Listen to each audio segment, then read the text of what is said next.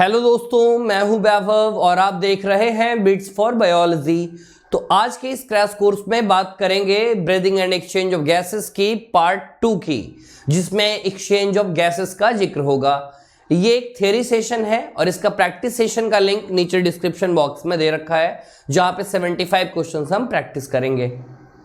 ये मेरे बारे में कुछ 1,70,000 से ज्यादा बच्चे मुझसे ऑलरेडी पढ़ चुके हैं। मुझसे हमेशा जुड़े रहने के लिए इस टेलीग्राम चैनल को ज्वाइन करें, बिट्स फॉर बायोलॉजी। 100 डेज का ये क्रैश कोर्स शेड्यूल है, जिसमें रोज सुबह 9 बजे, रोज रात 9 बजे अनअकैडमी के स्पेशल क्लासेस में हम क्वेश्चंस प्रैक्टिस करते हैं। लिंक डिस्क्रिप्शन में दे रखा है। वहां पे प्रैक्टिस करने के लिए इस पासवर्ड का यूज करना होगा, कुमार लाइव का। अगर ये पासवर्ड का तुम इस्तेमाल करते हो तो ये पासवर्ड के इस्तेमाल करने से अनअकैडमी की सारी क्लासेस तुम्हारे लिए खुल जाएंगी, स्पेशल वाली। अनअकैडमी प्लस का और अनअकैडमी आइकनी का ये प्लेटफॉर्म है। वहां पे भी कुमार लाइव कोड यूज करने से तुम्हें 10% का इंस्टेंट डिस्काउंट मिलेगा।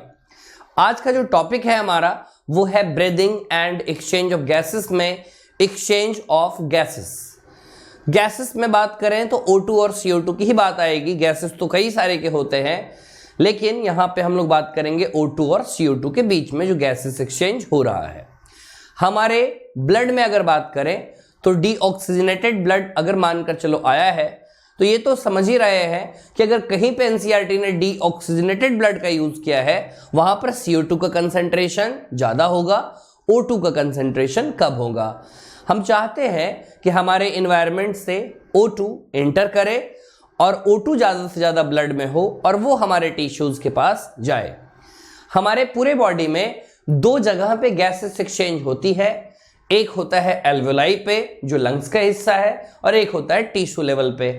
मैं जो भी यहां पे बात कर रहे हैं, तो एक्सचेंज ऑफ गैसेस में एनसीईआरटी पहला लाइन लिखती है कि alveoli are the primary sites of exchange of gases. 2 जगह हैं, उसमें से पूछा जाएगा प्राइमरी कौन है, तो एल्वेलाई। क्योंकि अगर एल्वेलाई पे गैसेस एक्सचेंज अच्छे से हुआ तभी तो वो टिश्यू के पास पहुंचेगा ना। नेक्स्ट, जो गैसेस एक्सचेंज होता है वो किसके किसके बीच में, ब्लड और टिश्यू के बीच में भी होता है। ठीक है, तो ऑल्सो अगर कहने का मतलब कि 2 जगहों पे गैसेस एक्सचेंज चलती है, एक तो एल्वेलाई लेवल पे और एक ब्लड और टिश्यू के लेवल पे, मींस टिश्यू लेवल की बात करें। नेक्स्ट, क्या क्या होता है, O2 और CO2 यही 2 गैसेस होते हैं जो इनके बीच में एक्सचेंज होते हैं। कौन से मेथड से? सिंपल डिफ्यूजन का मेथड होता है, इसके थ्रू जाते हैं। सिंपल डिफ्यूजन में हायर कंसेंट्रेशन ग्रेडियंट से लोअर कंसेंट्रेशन ग्रेडियंट तक चीजें जाती हैं। मेनली बेस्ड ऑन प्रेशर की बात करें या कंसेंट्रेशन ग्रेडियंट की बात करें, मींस हायर कंसेंट्रेशन से लोअर कंसेंट्रेशन की तरफ जाती हैं, या हायर पार्शियल प्रेशर से लोअर पार्शियल प्रेशर की तरफ जाती हैं। आगे बात करें हम, तो गैसेस की जो सॉल्युबिलिटी होती है ये काफी इंपॉर्टेंट है। जैसे तुम जानते होगे कि CO2 ज्यादा सॉल्युबल होता है, 20 से 25 गुना ज्यादा सॉल्युबल होता है एज कंपेयर टू O2। तो एक तो गैसेस की सॉल्युबिलिटी मायने रखती है और एक मेम्ब्रेन की थिकनेस मायने रखती है। मानकर चलो जिस मेम्ब्रेन से ये गैसेस एक्सचेंज होने वाला है वो मेम्ब्रेन बहुत ही मोटी हो, तुम समझ गए होगे गैसेस एक्सचेंज हो नहीं पाएगा। तो एक तो पहली फैक्टर है सॉल्युबिलिटी ऑफ गैस, दूसरी फैक्टर है मेम्ब्रेन की थिकनेस। ये सब कुछ इंपॉर्टेंट फैक्टर हैं जो रेट ऑफ डिफ्यूजन को अफेक्ट करने का काम करते हैं। मान के चलो किसी गैस की सॉल्युबिलिटी ज्यादा है, उसका रेट ऑफ डिफ्यूजन ज्यादा होगा। किसी मेम्ब्रेन की थिकनेस कम है तो उसका रेट ऑफ डिफ्यूजन ज्यादा होगा। तो ये सब मायने यहां पे रखते हैं। आगे बात करें, टर्म है यहां पे पार्शियल प्रेशर। एयर सब लोग जानते हैं, एयर को बचपन में हमें पढ़ाया गया था, air is the mixture of gases. एक अगर गैसेस की बात कर रहे हैं तो उसमें मान के चलो O2 भी है, CO2 भी है, सब कुछ मिला हुआ है। हर एक गैस का अपना अपना एक पार्शियल प्रेशर होता है। Pressure contributed by an individual gas in a mixture of gases is called partial pressure. Means हर एक गैस का अपना अपना प्रेशर होता है, इसी चीज को पार्शियल प्रेशर बोलते हैं। जैसे मानकर चलो मुझे बोलना है कि ऑक्सीजन क्या पार्शियल प्रेशर लगा रहा है, तो यहां पर स्मॉल p और O2 से रिप्रेजेंट करते हैं, means partial pressure by oxygen. यहां पे partial pressure by CO2 for carbon dioxide यहां पे हो गया। पार्शियल प्रेशर जो 2 गैसेस की बात कर रहे हैं एटमॉस्फेरिक एयर में है और बाकी डिफ्यूजन के साइड पे ये चीज होता है। टेबल अभी देखेंगे हम लोग। नेक्स्ट आगे जो डेटा दिया हुआ है वो डेटा से थोड़ा समझते हैं।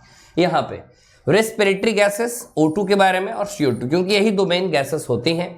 अगर बात करें एटमॉस्फेरिक एयर में, तो एटमॉस्फेरिक एयर जो एटमॉस्फेयर का एयर है उसमें 159 O2 का पार्शियल प्रेशर है।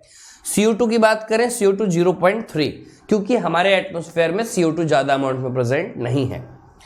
एल्वोलाई की बात करें, O2 वहां पे 104 है, CO2 वहां पे 40 है। तुम समझ चुके होगे कि जो हायर कंसंट्रेशन से लोअर कंसंट्रेशन की तरफ जाएगा। नेक्स्ट डीऑक्सीजनेटेड ब्लड है, बस वहां पे CO2 का कंसंट्रेशन ज्यादा होगा। तो डीऑक्सीजनेटेड ब्लड की बात करें तो O2 देख रहे हो यहाँ पे कम है, CO2 देख रहे हो ज्यादा है। नेक्स्ट ऑक्सीजनेटेड ब्लड की बात देखो, वहां पे O2 ज्यादा है, CO2 की बात करें तो वहां पे कम है। टिश्यू की बात करें तो O2 वहां पे कम है, CO2 वहां पे ज्यादा। CO2 क्यों ज्यादा है? क्योंकि टिश्यू के पास कैटाबॉलिज्म रहा होगा और वहां पे कई सारे मेटाबॉलिक रिएक्शन चलते हैं जिसके कारण CO2 का अमाउंट ज्यादा होता है।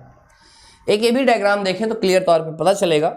इंस्पायर्ड एयर, जो सांसें हम अंदर भर रहे हैं, ये एक एल्वेलस है। कई सारे होते हैं तो एल्वेलाई बोलते हैं, एक है तो एल्वेलस बोल रहे हैं। ठीक है, एक एल्वेलाई है, ऐसे मिलियंस ऑफ एल्वेलाई हमारे बॉडी के अंदर में होते हैं। ठीक है, बात माना। ये इंस्पायर्ड एयर, ऊपर से हवा हमने लिया, जो एल्वेलाई में हवा है उसे हम एल्वेलर एयर कहते हैं। पार्शियल प्रेशर कितनी ऑक्सीजन की? 104। CO2 की कितनी है? 40। ये बात तुम्हें समझ में आ गई होगी कि O2 की ही एंट्री होनी है और CO2 का एग्जिट होना है। तो जो एक्सपायर्ड एयर होगा इसमें CO2 का अमाउंट ज्यादा, इंस्पायर्ड एयर में O2 का अमाउंट यहाँ पे ज्यादा होगा। तो देख सकते हो तुम CO2 ऊपर की तरफ यहाँ पे निकल गया। अब यहाँ से देखना जरा, ये बॉडी के टिश्यू की बात चल रही है। बॉडी की टिश्यू की बात अगर चली तो यहाँ पर CO2 का कंसंट्रेशन ज्यादा, ब्लड कैसा? डीऑक्सीजनेटेड, पार्शियल प्रेशर भी ब्लड का ज्यादा 45, और O2 यहाँ पे एंटर करेगा तो PO2 यहाँ पे 40 है और CO2 यहाँ का 45 है। यहाँ देखो कैसा ब्लड कैरी कर रहा जा रहा है, ऑक्सीजनेटेड ब्लड यहाँ पे आ रहा है। सिस्टेमिक आर्टरी जब हमारे दिल से लेकर आता है ब्लड को तो वो कैसा ब्लड होता है? ऑक्सीजनेटेड ब्लड ही होता है वो। PO2 की बात करें कितना आ जाएगा? 95, क्योंकि प्रेशर काफी ज्यादा होगा, ऑक्सीजन ही ऑक्सीजन भरे होंगे वहां पे, तो इसलिए वहां पे आराम से गैसेस एक्सचेंज हो जाता है। नेक्स्ट, तो ग्रेडियंट का रोल बड़ा इंपॉर्टेंट होता है। तो टिश्यू से ब्लड और ब्लड से एल्वेलाई की बात यहाँ पे करते हैं हम लोग। अभी जस्ट देखा था हमने कि CO2 की सॉल्युबिलिटी क्या है? ज्यादा होती है, 20 से 25 गुना ज्यादा होती है। द अमाउंट ऑफ CO2 बहुत जल्दी डिफ्यूज कर जाता है, तो वो बात करें तो हायर होती है। नेक्स्ट, अब काम की चीज, डिफ्यूजन मेम्ब्रेन। ये वही मेम्ब्रेन है जिसके थ्रू गैसेस एक्सचेंज यहाँ पे होने हैं। तो डिफ्यूजन मेम्ब्रेन की बात करें तो ओवरऑल कितने लेयर्स होते हैं? वहां पे 3 लेयर होते हैं। सबसे एक पतली वाली जो लेयर होती है जिसे बोलते हैं थीन स्क्वैमस एपिथेलियम। ठीक है, याद रखना स्क्वैमस एपिथेलियम की बात कर रहे हैं। बीच में एक लेयर होगा एंडोथेलियम, और जो सबसे बीच में लेयर होगा बेसमेंट सबस्टांस, और जो सबसे नीचे का लेयर होगा वो होगा एंडोथेलियम। तो ओवरऑल अगर हम बात करें तो टोटल 3 लेयर यहाँ पे मौजूद होते हैं। अब जैसे यहाँ पर आगे देखते हैं हम लोग, टोटल थिकनेस की बात करें तो 1 मिलीमीटर से भी यहाँ पे थिकनेस कम होता है। तो बहुत सारे फैक्टर्स हैं जो हमारी बॉडी में गैसेस डिफ्यूजन को करते हैं अफेक्ट। जैसे ये देखो, अगर मैं यहाँ पे बात करूं तो ये क्या है? एंडोथेलियम ऑफ ब्लड कैपिलरी, ये वाला पार्ट। अगर बीच में ये पीली वाली जो सबस्टांस दिख रही है, हम इसे बेसमेंट सबस्टांस कहते हैं। क्या बोलेंगे? Basement substance. जो एल्वेलाई से जस्ट अंदर वाली लेयर दिख रही है, इसे हम बोलते हैं स्क्वैमस एपिथेलियम। तो टोटल कितने लेयर हो गए? 3 लेयर। एक तो हो गया ये वाला जो मैंने अभी रेड किया, इसको बोलते हैं स्क्वैमस एपिथेलियम। जो बाहर वाली है इसको बोलते हैं एंडोथेलियम ऑफ ब्लड कैपिलरी, क्योंकि ब्लड कैपिलरी का एंडोथेलियम है। और बाकी जो बीच वाला है उसको बेसमेंट सबस्टांस बोलते हैं। रेड ब्लड सेल को देख ही रहे हो जाते हुए, बाकी गैसेस डिफ्यूजन हमारा ऐसे ही यहाँ पे चलता है। नेक्स्ट, अब हम लोग बात करेंगे गैसेस ट्रांसपोर्ट के बारे में कि कौन कौन से गैसेस हैं, कैसे ट्रांसपोर्ट यहाँ पे होते हैं। कुछ परसेंटेज याद रखनी है हमें। ब्लड ही वो मीडियम है जिसके थ्रू O2 का और CO2 का यहाँ पे क्या होने वाला है? ट्रांसपोर्ट होने वाला है। लगभग 97% जो O2 होता है ना, उसको ट्रांसपोर्ट करने का काम कौन करेगा? RBC करेगा।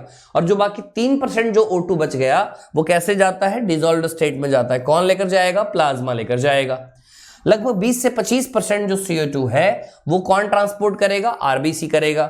70% कैसे जाएगा, बाइकार्बोनेट के फॉर्म में जाएगा। और लगभग 7% CO2 कैसे जाएगा, डिसॉल्व्ड स्टेट प्लाज्मा में। तो एक यहाँ पे चार्ट बनाओगे कि जैसे जो ब्लड है ना, ब्लड में दो गैसेस जा रहे हैं, एक तो O2 की बात कर रहे हैं, एक CO2 की बात कर रहे हैं। O2 को ले जाने वाले कितने लोग, 2 लोग। CO2 को ले जाने वाले कितने लोग, 3 लोग। तो ऐसे ऐसे इसको डिवाइड कर लोगे, परसेंटेज इंपॉर्टेंट है। तो O2 में क्या लिखोगे, 97% और 3%। 97% कौन लेकर जा रहा है, ब्लड का RBC। और O2 की बात करें तो 3% कौन लेकर जा रहा है, तो प्लाज्मा। और यहाँ पर CO2 को ले जाने वाले कितने लोग, 3 लोग हैं। 20 से 25% कौन लेकर जा रहा है, RBC। 70% कौन लेकर जा रहा है, बाइकार्बोनेट। और 7% कौन लेकर जा रहा है, प्लाज्मा। ये याद रखोगे। सबसे पहला है ट्रांसपोर्ट ऑफ ऑक्सीजन। अब सोच कर देखो, अगर ऑक्सीजन जा रहा होगा तो इसके इनहिबिट करने वाले कई सारे फैक्टर होंगे। रास्ते में CO2 भी मिलेगा जो नहीं चाहता है कि O2 पहुंचे वहां पे। हेमोग्लोबिन सब लोग जानते हैं, हमारे RBC में मौजूद होती है। रेड कलर की एक आयरन कंटेनिंग पिगमेंट मौजूद यहाँ पे होती है। O2 के रिश्ते किसके साथ अच्छे हैं, हेमोग्लोबिन के साथ बहुत अच्छे हैं, in a reversible manner. Reversible manner का कहने का मतलब यहां से चीजें टूट भी सकती हैं, रिवर्सिबल है, चीजें टूट भी सकती हैं आराम से। मिस देखो, जैसे कंपाउंड का फॉर्मेशन हुआ O2 + HB, क्या नाम बोल सकते हैं, ऑक्सी हेमोग्लोबिन। ऐसे ही अगर मान के चलो कार्बन मोनोऑक्साइड और प्लस हेमोग्लोबिन तो बोल सकते हैं carboxy haemoglobin. Next CO2 + HB तो बोल सकते हैं कार्बामीने हेमोग्लोबिन। ऐसे चीजें होती हैं। एक हेमोग्लोबिन मॉलिक्यूल के पास ये कैपेसिटी होती है कि वो 4 O2 को अपने साथ जोड़कर रखे। जैसे एक हेमोग्लोबिन है तो टोटल कितनों को कैरी करेगा, यहाँ पे 4 को कैरी करेगा। ऑक्सीजन का जो बाइंडिंग होता है हेमोग्लोबिन से वो किस चीज पे डिपेंड है, O2 पे डिपेंड होता है। लेकिन साथ में और भी कई सारे फैक्टर हैं जो अफेक्ट करते हैं। कौन कौन, CO2 है, हाइड्रोजन आयन है और बाकी टेम्परेचर। अगर ज्यादा कंसेंट्रेशन CO2 का है ना, वो O2 को नहीं जाने देगा, O2 की बाइंडिंग ही नहीं होने देगा अच्छे से ऑक्सीजन के साथ, हाइड्रोजन आयन में नहीं देगा और टेम्परेचर में नहीं देगा। मीन्स अगर हेमोग्लोबिन ऑक्सीजन के साथ बॉन्ड बनाना चाहता है तो वहां पर कितने दुश्मन हैं उसके लिए, 3 दुश्मन हैं, CO2 और हाइड्रोजन आयन और टेम्परेचर। ये चीज ऐसे ही जब CO2 ट्रांसपोर्ट देखेंगे ना तो वहां O2 दुश्मन बन जाता है। तो यहां पर देखेंगे अगर, तो ये सब चलो इंटरफेयर कर रहे हैं। कैसा कर्व देखने को मिलता है, सिग्मॉइड कर्व। अभी हम लोग एक ग्राफ देखेंगे, उसमें देखना एस शेप्ड ग्राफ यहां पर मिलता है। हाँ, तो ओवरऑल प्लॉट करेंगे वो ग्राफ, तो क्या ग्राफ का नाम है, ऑक्सीजन डिसोसिएशन कर्व की बात हम लोग करते हैं। वो क्यों हेल्पफुल है, ताकि हम इफेक्ट्स पढ़ पाएं बहुत सारे फैक्टर्स का कि CO2 का क्या असर हो रहा है, H+ का कंसंट्रेशन, टेम्परेचर का क्या असर हो रहा है, क्योंकि यही सब तो फैलाते हैं। ठीक है। नेक्स्ट एल्वोलाई की बात करें। एल्वोलाई की बात करें तो क्या वहां पे PO2 ज्यादा होगा, याद करो अभी जस्ट हमने देखा है एल्वोलाई में ऑक्सीजन की पार्शियल प्रेशर ज्यादा होती है, CO2 का लेवल वहां पे कम होता है, H+ कंसंट्रेशन कम होता है, टेम्परेचर वहां का कम होता है। तो फैक्टर्स की बात करें तो ये फेवरेबल है। मिस एल्वोलाई के पास क्या बनेगा, ऑक्सी हेमोग्लोबिन बनेगा, क्योंकि वहां पे जैसे देखो मानकर चलो हेमोग्लोबिन और ऑक्सीजन बॉन्ड बनाना चाहता है। अफेक्ट करने वाले कितने फैक्टर हैं, 3 मेनली, CO2 है, हाइड्रोजन आयन है और इसके अलावा टेम्परेचर है। तो ये जो बॉन्ड बनाना चाह रहा है ये एल्वोलाई के पास बनाना चाह रहा है, और वहां पर देखा जा रहा है टेम्परेचर भी कम है तो आराम से बॉन्ड बनेगी, CO2 भी कम है आराम से बॉन्ड बनेगी, हाइड्रोजन आयन कम है तो आराम से बॉन्ड बनेगी वहां पे। बस यही बात यहाँ पे बोली जा रही है। तो बॉन्ड के फॉर्मेशन को ऑक्सी हेमोग्लोबिन नाम दे सकते हैं। लेकिन अगर टिश्यू की बात करें तो टिश्यू में जो PO2 है ना वो बड़ा ही कम है, वहां PCO2 ज्यादा है, वहां हाइड्रोजन आयन ज्यादा है, वहां टेम्परेचर भी ज्यादा होगा क्योंकि चीजें टूटती हैं तो एक्सोथर्मिक रिएक्शन, तो टेम्परेचर वहां पे ज्यादा होगा। हायर टेम्परेचर एग्जिस्ट करता है तो वहां पर बॉन्ड टूट जाती है। The conditions are favourable for dissociation of oxygen from the oxyhaemoglobin. ये क्लियरली इंडिकेट करता है कि O2 gets bound to haemoglobin in the lung surface. देखो सिंपल सी बात है भाई, लोडिंग अनलोडिंग की बात है और होना भी ये जरूरी ही था। जैसे मानकर चलो कि O2 का जुड़ना कहां पे जरूरी था, लंग्स के पास, एल्वुलाई के पास जरूरी था, और टिश्यू के पास तो जाकर देना था ना, वहां पर चीजें टूटनी थी, हेमोग्लोबिन से O2 का टूटना था कि भाई हेमोग्लोबिन तोड़ दो ऑक्सीजन को, और तोड़ने वाले कौन थे? 3, और वो तोड़ना अच्छा था। कभी कभी खराब चीजें भी अच्छी हो जाती हैं, वहां पर तोड़कर तभी तो O2 उसको दिया जाएगा ना। वहां पर तोड़ने वाले कौन है? 3 है, याद रखना। CO2 का ज्यादा होना तब टूटेगा, हाइड्रोजन आयन का ज्यादा होना तब टूटेगा, टेम्परेचर का ज्यादा होना तब टूटेगा। ठीक है, तो वहां पे डिसोसिएट कर गया टिश्यू के पास। तो बताओ एसोसिएट कहां किया था? लंग्स के पास। डिसोसिएट कहां पे किया? टिश्यू के पास। लगभग 100 ml की बात करें जो ब्लड की होती है, ऑक्सीजनेटेड ब्लड, तो लगभग डिलीवर कितना करता है? 5 ml ऑफ O2 को डिलीवर करता है टिश्यू के पास। यहां पर ध्यान रखना, नॉर्मल फिजियोलॉजिकल कंडीशन की बात चल रही है, नॉर्मल फिजियोलॉजिकल कंडीशन। और मान के चलो कोई डिजीज कंडीशन है तो वहां पे 5 ml नहीं होगा, लगभग उससे भी कम होगा, 4 ml 3 ml होगा लगभग। यहां पे पार्शियल प्रेशर ऑफ ऑक्सीजन दिखाया जा रहा है 0, 20, 40, 60, 80, 100। और यहां पर हेमोग्लोबिन कितना ऑक्सीजन के साथ जुड़ चुका है? देखो जैसे जैसे हम आगे बढ़ते चले जा रहे हैं तो एक लेवल आ चुका है, सैचुरेशन आ चुका है यहाँ पे, लेकिन जैसे जैसे हम बढ़ाते चले जा रहे हैं यहाँ पे पार्शियल प्रेशर, तो पार्शियल प्रेशर के पास ज्यादा से ज्यादा ऑक्सीजन की बॉन्डिंग हेमोग्लोबिन के साथ हो रही है। तुम जानते हो एल्वुलाई के पास ज्यादा प्रेशर देखने को मिलता है, तो वहां पर ये बॉन्डिंग काफी अच्छी मिलेगी, तो ये चीज यहाँ पे देखने को मिलता है। ऑक्सीजन डिसोसिएशन कर्व है, एस शेप का है, तो इसलिए सिग्मोइड बोलते हैं। अब देखेंगे हम लोग CO2 का ट्रांसपोर्ट कैसे होता है। तो CO2 को कैरी करने वाले जो हैं भाई, हेमोग्लोबिन से जाएगा तो क्या बोलेंगे? कार्बाबिनो हेमोग्लोबिन। कितना % जाता है बताओ जल्दी से? CO2 को ले जाने वाले कितने लोग? 3 लोग। कैसे याद रखोगे? कितने एटम्स हैं इसमें? 3 एटम्स है। O2 में कितने एटम्स है? 2 एटम्स है। तो बस ऐसे याद रख लेना। ये बाइंडिंग जो है रिलेटेड है पार्शियल प्रेशर CO2 का जितना ज्यादा उसके। अब यहां पर बताओ कौन है नुकसान करने वाले? PO2 है, ये यहाँ पे खलल डालेगा, ये यहाँ पे इंटरफेयर करेगा आकर। अगर PCO2 ज्यादा तब और PO2 लो है तब तो बहुत अच्छी चलेगी यहाँ पे चीज, एज इन द टिश्यू में जैसा केस होता है, क्योंकि टिश्यू में PCO2 ज्यादा होता है क्योंकि वहां पे कैटाबॉलिज्म चल रहा है, और वहां पे PO2 जो है वो कम होता है। तो ज्यादातर जो कार्बन डाइऑक्साइड की जो बॉन्डिंग है वो वहीं पे होती है। और सोचकर देखो ना, होना भी चाहिए ना, वहां पे हेमोग्लोबिन का CO2 के साथ बॉन्डिंग होना चाहिए, क्योंकि वहां पे जो CO2 का प्रोडक्शन चल रहा है वहां से लेकर आने वाला हेमोग्लोबिन होगा, मानकर चलो यही सब तो होंगे। अब वहां पे बॉन्डिंग हुई तो अच्छी हुई ना, मानकर चलो वहां पे डिसोसिएशन हो जाता तो कैसे आता CO2 जो हमारा टिश्यू के पास प्रोड्यूस हुआ? When PCO2 is high, PO2 is low, as in the tissue, more binding of carbon dioxide occurs. Whereas when the PCO2 is low और PO2 is high, कहाँ होता है? जैसा एल्वुलाई के पास, तुम समझ गए होगे।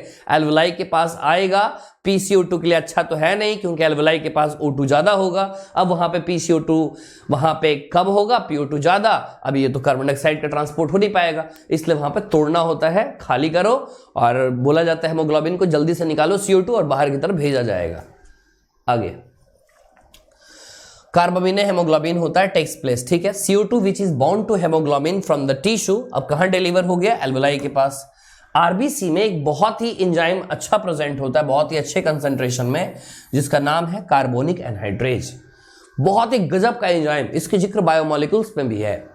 कार्बोनिक एनहाइड्रेज एक ऐसा एंजाइम है जो रिएक्शंस के रेट को मिलियंस टाइम बढ़ाने का काम करता है। तो ये कहां मौजूद है? आरबीसी के अंदर में, और इसकी थोड़ी सी क्वांटिटी मौजूद है प्लाज्मा के अंदर भी। अब ये एंजाइम करता क्या है? इस रिएक्शन को बहुत ही तेज रफ्तार में कराने का काम करेगा। CO2 और H2O बनाता क्या है? कार्बोनिक एसिड बनाता है। कार्बोनिक एनहाइड्रेज के प्रेजेंस में रिएक्शन और भी फास्ट चलती है, रिवर्सिबल रिएक्शन यहां पे है। टिश्यू के पास जहां पार्शियल प्रेशर CO2 की ज्यादा थी, क्यों? कैटाबॉलिज्म की वजह से। अब जाकर एनसीईआरटी यहां पर लिखती है कि कैटाबॉलिज्म के ही चलते टिश्यू में पार्शियल प्रेशर CO2 की ज्यादा थी। CO2 कहां चला जाएगा? ब्लड में चला जाएगा। आरबीसी और प्लाज्मा, क्योंकि ले जाने वाले दो हैं, आरबीसी भी और प्लाज्मा भी है। क्या बनाएगा भाई? बाइकार्बोनेट बनाएगा। क्यों बाइकार्बोनेट बनाएगा? क्योंकि प्लाज्मा में H2O का अमाउंट काफी ज्यादा है। तो यहां पर देख सकते हो तुम, बाइकार्बोनेट का यहां पे फॉर्मेशन किया है, तो बाइकार्बोनेट का यहां पे फॉर्मेशन हो गया। Next, at the alveolar site, कौन से साइट की बात की जा रही है? एल्वुलर साइट, एल्वुलाई की बात की जा रही है। जहां पे PCO2 क्या हो जाएगा? वहां पे कम होता है। एल्वुलाई के साइड पे PCO2 क्या हो जाएगा? कम, क्योंकि वहां पे PO2 ज्यादा है।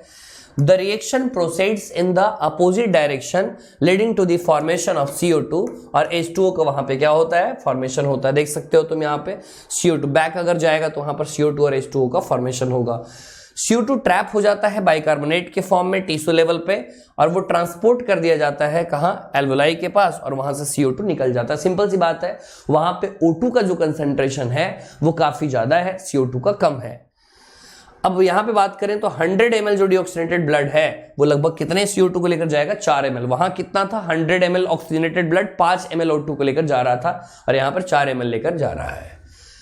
अब हम लोग यहां पे बात कर रहे हैं, कोई भी रेस्पिरेशन अगर चलती है तो आखिर वो कौन रेगुलेट करता है, जो हमारे दिमाग में वो कौन सा हिस्सा होता है जो उसको रेगुलेट करने का काम करता है।